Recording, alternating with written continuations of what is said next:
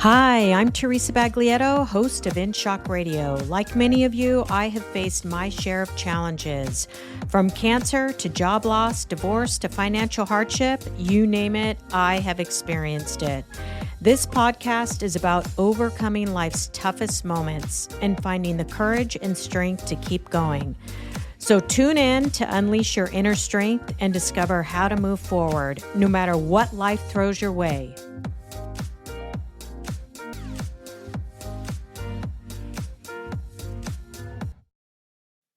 I want you to think about something. What's the moment in life that shook you the hardest? Was it something traumatic or maybe something that seemed small to others, but completely threw you off track? Each of us come to life's curveballs with different baggage, beliefs, and certainly different coping mechanisms. Some people have already faced major storms in their lives.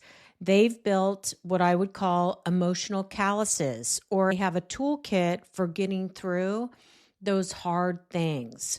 So a smaller curveball doesn't rock them the same way.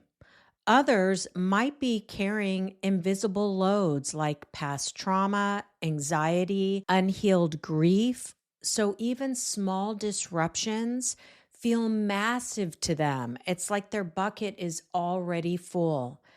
And one more drop in their bucket causes them to overflow.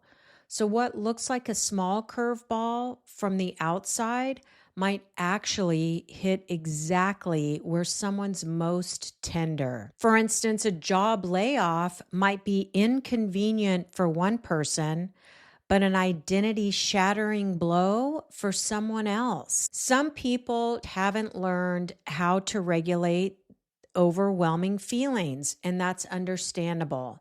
But one thing I know for sure is life's hardest moments may not necessarily be about the size of the event, but where it landed in your heart. So let's dig into that. I want to talk about something that was far worse for me than the life-threatening events that I have been through. It was something that cracked me wide open in a way that none of those moments ever did. And you're probably thinking, what could be worse than cancer, aneurysm, strokes, heart issues?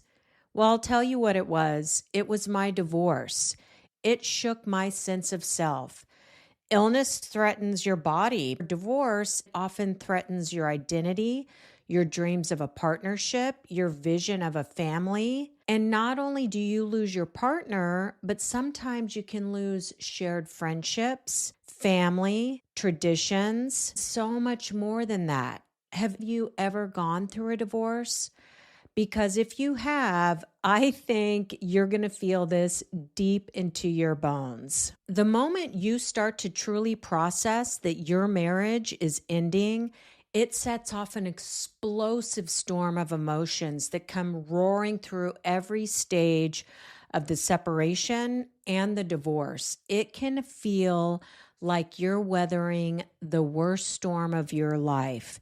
And it certainly felt that way for me. When the storm finally passed and the sun came out, I didn't even know who I was. I wasn't sure if I was numb or if I was happy. I didn't even know what I liked or what I enjoyed in life any longer. I had completely lost the sense of me.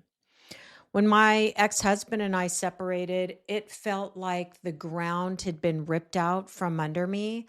I was worried how it's going to affect my 3 kids. Everything I knew about my life, my home, my identity, my worth was suddenly in question. But the truth is, the cracks in my marriage had been growing for a very long time. Over time, we just started to see things so differently, and the difference chipped away at me until I started to feel paralyzed. I realized I was losing more than just a relationship. I was starting to lose myself by continuing to stay. And that's when I knew something had to change. I had desperately wanted to preserve the last light of who I was.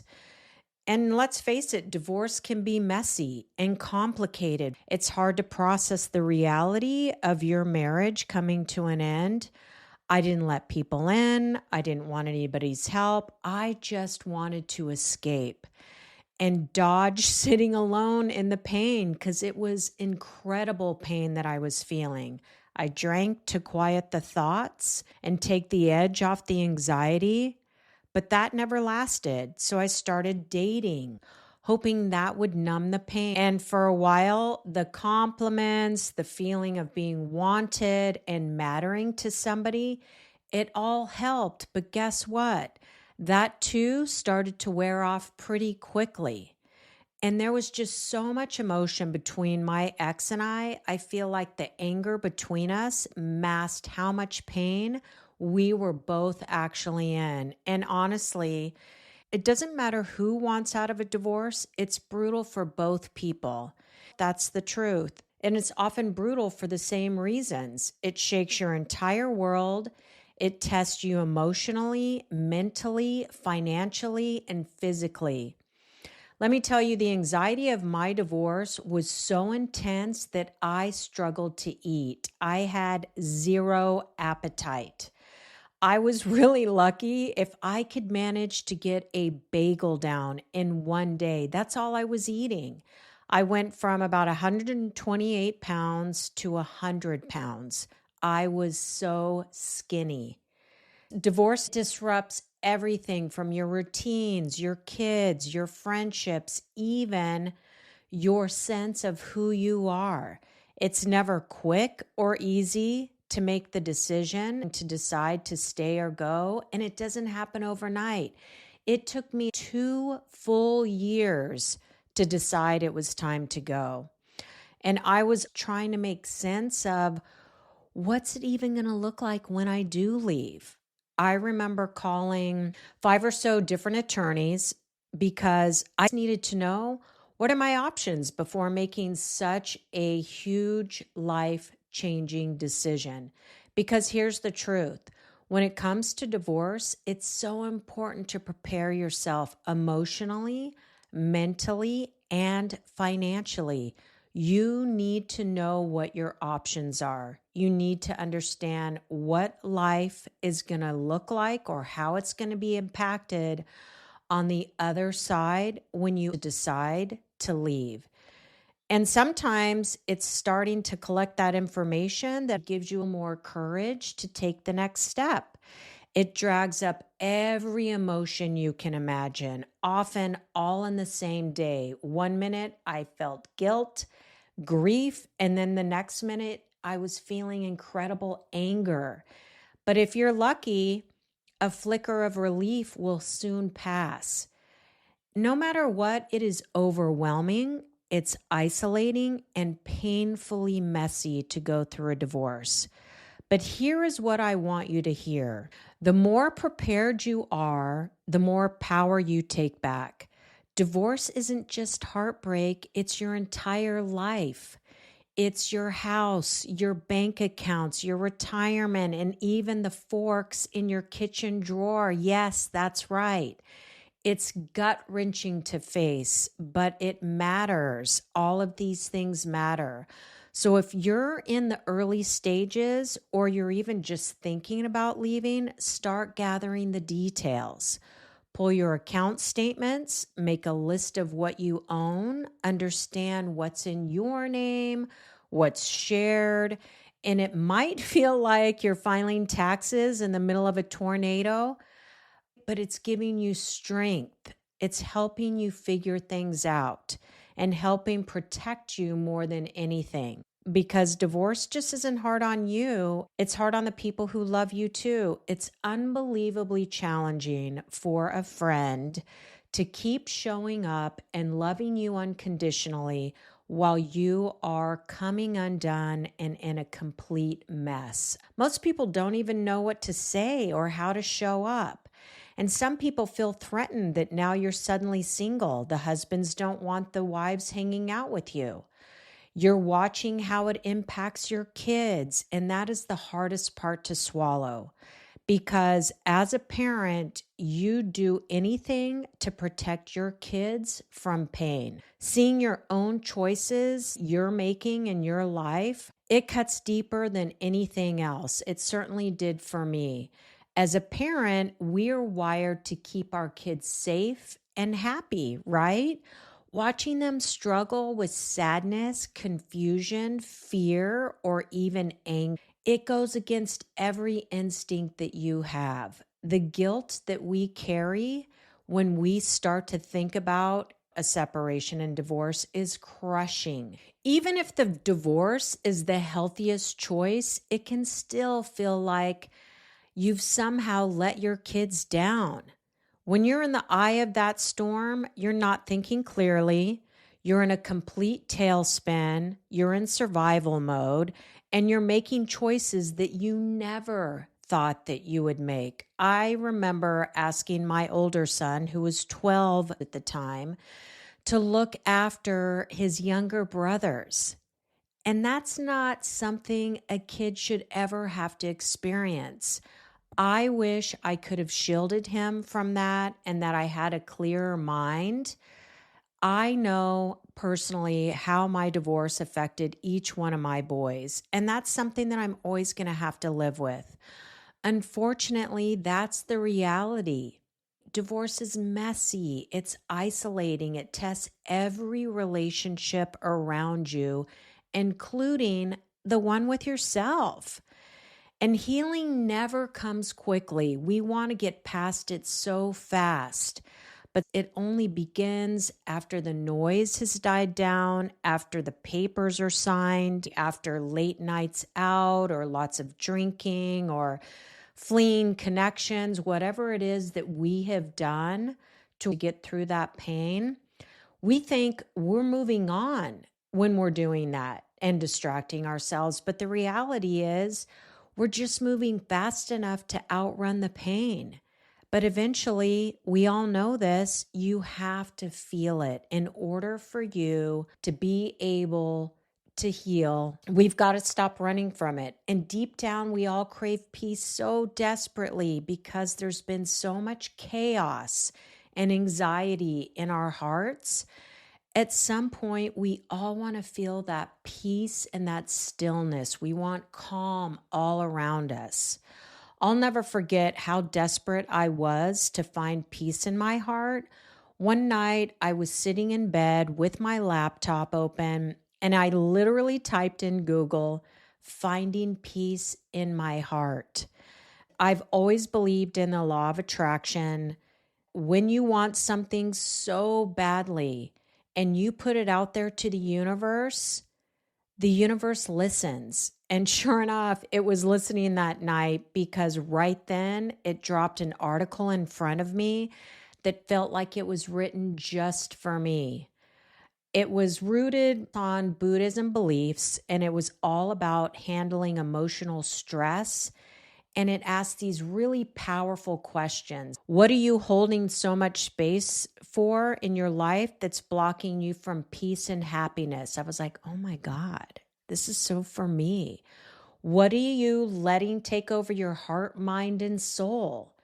What would it take to let go? And it was question after question. I grabbed my pen and my paper and I started answering these questions one at a time. And by the end of it, I felt completely drained, right? Because I'm unloading all this shit that's been dragging me down. But after that, something shifted. I went to bed that night, and I swear to you, when I woke up the next morning, I'd never felt so much peace in my life. The anger I had been carrying towards my ex was completely gone. I'd forgiven our differences, and for the very first time, I felt truly free to focus on me. The pain and the struggles that we go through in life, they truly shape us. And it's usually in life's hardest moments that we learn our greatest lessons. I've learned, as brutal as divorce is, it makes room for something new. It gives you a different kind of freedom. the freedom to finally be yourself again. It can take time to learn what you truly enjoy. You have to start paying attention to those tiny little sparks. What makes you smile? It could be something as simple as trying a new hobby or doing things that you used to do before you got married. Maybe you take a walk just to notice some of the thoughts in your mind when no one else is around to figure out, what do I enjoy? Listening to music, going for bike rides, going to the movies, whatever it is, be curious again and ask yourself, what if I tried this? I learned a lot through my separation and divorce, through the messy, painful journey that I went through. But first, know this: in time, maybe a year, maybe two, you start to feel joy again. Not just any joy, but something you haven't felt or realized for years while you've been stuck and you've just been going through the emotions. Believe me, it all comes back. It really does. And when it does, it feels like you're breathing fresh air, like you're no longer underwater holding your breath. But second, protect your kids' hearts. No matter how hurt or angry you are, keep it away from them. Don't bash your ex in front of your kids. I have seen the long-term damage that it can do. Even when your own peace feels shattered, please protect theirs and prepare yourself emotionally, mentally, and financially. Seek out legal advice and know your options. Understand what life on the other side might actually require for you to get there. Sometimes just starting to gather information gives you enough courage to take the next step. And I highly recommend seeing a therapist. If you're falling apart like I was, please find somebody to lean into, a place to unload your emotions, to get some coaching and guidance. This will help you start healing faster. I often wonder, if I would have jumped into therapy sooner, maybe I wouldn't have melted down to 100 pounds or felt I was in a tailspin. Also, it's okay for it to be messy. Cry in your car by yourself. Don't shut people out. Make mistakes. There's no perfect way through this, only your way. Keep showing up for yourself, because that's how you're going to start piecing all of this back together, not just to survive, but to truly live again. And remember that you're not alone. There are so many people that are going through separation and divorce. If you have a friend who knows a friend that's going through one, it might not be a bad idea to talk to each other. That wasn't the case for me during my divorce. But when I was diagnosed with cancer, I can't even tell you how many people who saw my announcement on social media that came forward and just wanted to talk to me. It's an incredible way to get support. I would imagine there's support groups out there for people going through divorce. Attend one. Anything to keep your sanity for yourself, and more importantly, for your kids. Your kids are likely going to need support through this as well. These are things I really wish I knew at the time I went through my divorce. So I want to be able to share all this with you so that you can go through it and not feel the impact that I felt. My divorce made a bigger impact on my life and crushed me more than any one of the life-threatening events that I went through. That's huge. Think about that. People told me I had cancer 4 different times, and my divorce still trumped that. That's how hard it was. Take away these tips and apply them. They will help you, I promise. And for those of you that have been tuning into this podcast, I'm on YouTube now. You can check me out on video. I hope to see you out there. Until next time.